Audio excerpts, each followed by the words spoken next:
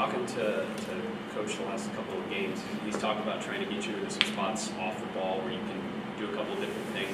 And you talked in the offseason about adjusting to some of that and trying to get in a different flow offensively. How do you think things are going, trying to find you in some different spots to get you moving?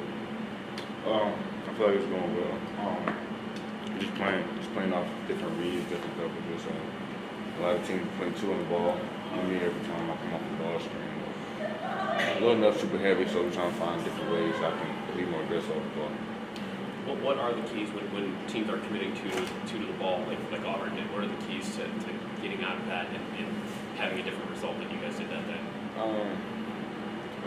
feel like Auburn was like a misjudge, even though they're a good team. I feel like we're going to play as a team, as a collective unit throughout that. So I feel like that's hard to personally about me, but you get a double. You just got to hit the short roll, or you can try to get the ball out your hands as fast as possible you can. Because you already got two, so obviously you're playing 4 on 3 on the opposite side. So I feel like our guys is better. Our 4 guys better than 3 guys, so just learn how to get the ball out your hands fast. What do you see in Devin Warrell's game that he's having so much confidence right now? He play with confidence. He's a guy that play with a lot of toughness, a lot of grit. He just imposing his will like he should. He put a lot of work in the off season. We give him confidence each and every day, knowing what he's capable of doing, knowing the work that he put in, and he's showing the world what he's capable of doing. What do you see when you look at Kentucky? What jumps out when you start preparing for this game? It's a veteran team they're playing really well right now. I don't fear no opponent. I respect them and what they have going on, but I don't fear no opponent. And I just feel like it'll be a good game, y'all. They have a lot of older guys that play a lot of great and significant minutes in college basketball, and us as a team, we just got to lock in, prepare well for Saturday. What is it like preparing for another high major challenge? The last couple have been tough for you guys. You've had some tough results recently. Like you just said, you respect them. You don't fear any opponent. But what needs to happen for you guys to have a better showing than you did against Auburn and Maryland and Texas A&M and some of these games away from home? They're coming out aggressive. I feel like we've been taking a lot of punches with the last couple of games, and me as a leader, we understand that we can't do that anymore. We can't just sit back and let things happen and we keep falling in the hole, and especially playing teams that level and that caliber, to have all that firepower, it's just hard to come back from those type of deficits.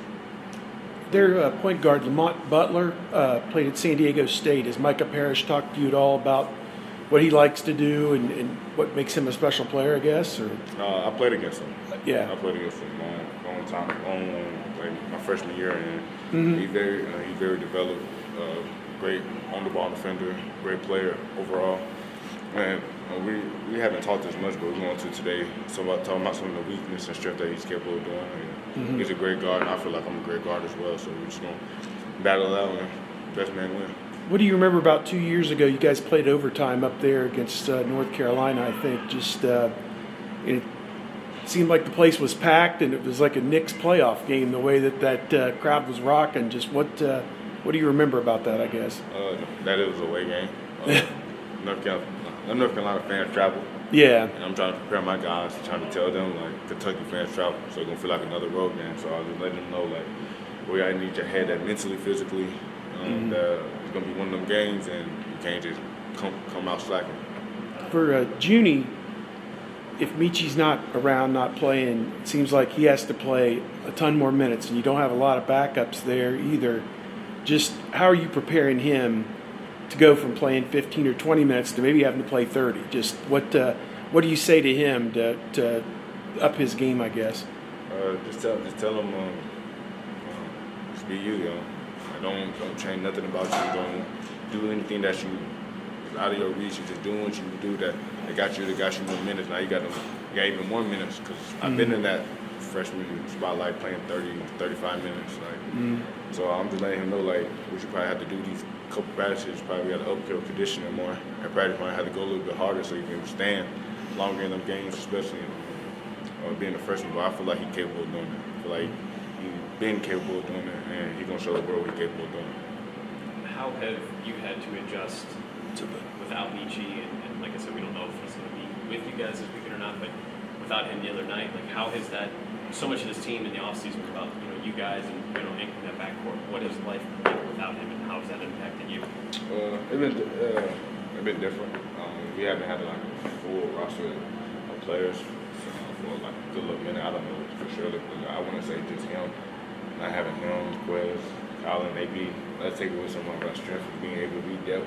Had a lot of depth. So right now we're kind of short-handed, but it's the next man up at this point. As we just saying, Junie up next. He got to play significant minutes for us and got to be very good for us to win for Kentucky. But I still have full confidence that we'll stay able to win on Saturday.